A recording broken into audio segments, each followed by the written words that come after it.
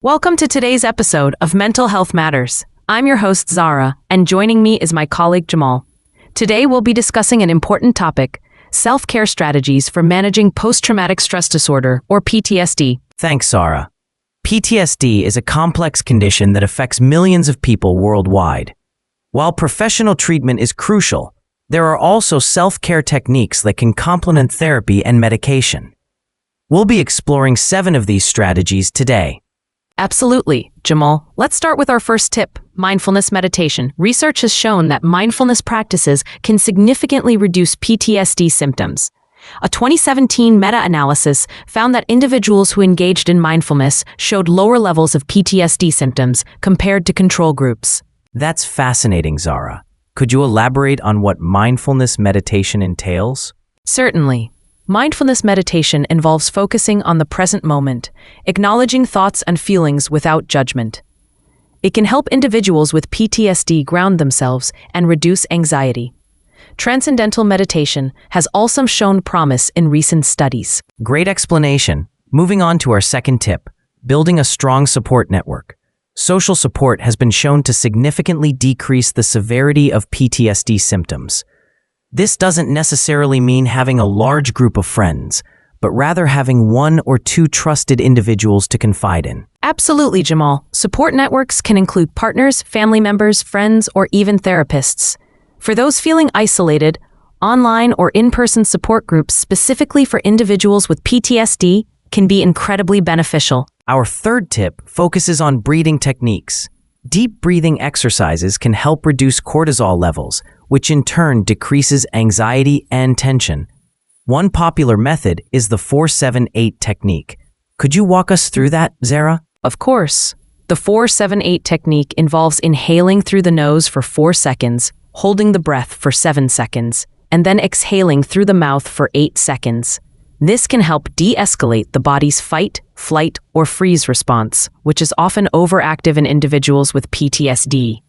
Thank you for that explanation. Our fourth tip is using distraction techniques.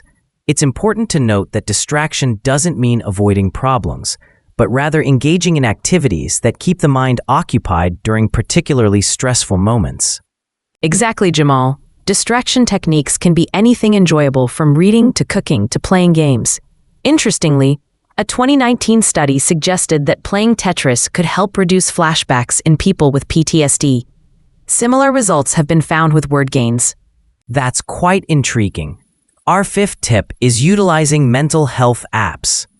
There are numerous free apps available that offer various tools, from soundscapes and guided meditations to affirmations and therapeutic strategies. These apps can be incredibly helpful for managing symptoms in real time.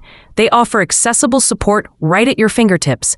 Now, let's move on to our sixth tip, engaging in physical activity. Absolutely. Exercise has been shown to be beneficial for various mental health conditions, including PTSD.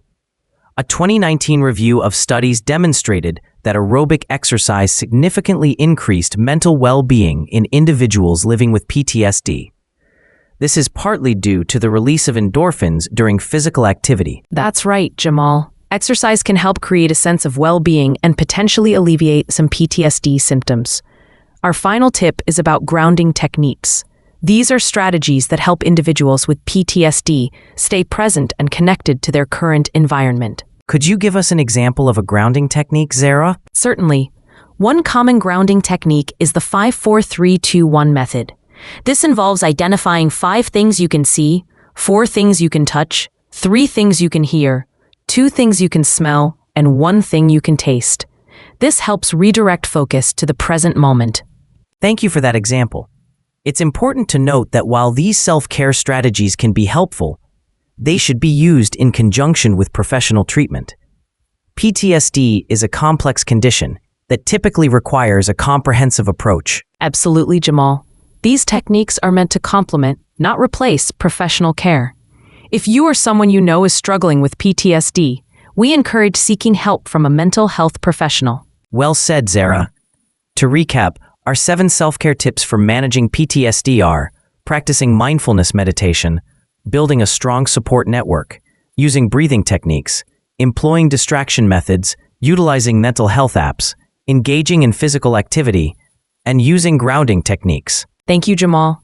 We hope our listeners find these strategies helpful.